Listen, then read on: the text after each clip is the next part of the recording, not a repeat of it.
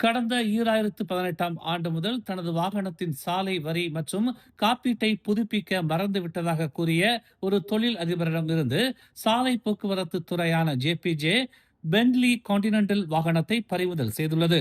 ஜலான்துன் ரசாக்கில் நடந்த ஒரு நடவடிக்கையின் போது அவர் கைது செய்யப்பட்ட போது வாகனத்தின் சாலை வரி மற்றும் காப்பீட்டை புதுப்பிப்பதை தாம் கவனிக்கவில்லை என்று கூறியதாக கோலம்பூர் ஜேபிஜே இயக்குனர் ஹமீடி அடாம் தெரிவித்துள்ளார். சோதனைகளில் அந்த வாகனம் அவருடையதுதான் என்றும் அவரிடம் செல்லுபடியாகும் ஓட்டுநர் உரிமமும் இல்லை என்றும் கண்டறியப்பட்டதாக ஹரியான் மெட்ராஸ் செய்தி வெளியிட்டுள்ளது.